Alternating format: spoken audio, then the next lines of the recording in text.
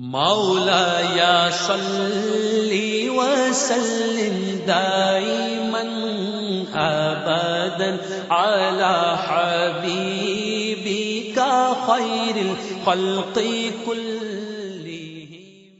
حدثنا أبو الوليد قال حدثنا شعبة عن جامع بن شداد عن عامر بن عبد الله بن الزبير عن أبيه قال قلت للزبير إني لا أسمعك تحدث عن رسول الله صلى الله عليه وسلم كما يحدث فلان وفلان. قال أما إني لم أفارقه ولكن سمعته يقول من كذب علي فليتبوأ مقعده من النار।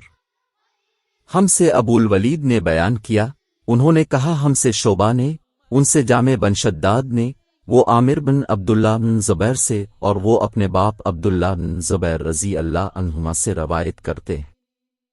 उन्होंने कहा मैंने अपने बाप यानी ज़ुबैर से अर्ज़ किया कि मैंने कभी अब से रसूल अल्लाह की अहादीस नहीं सुने, जैसा कि फलां बयान करते हैं।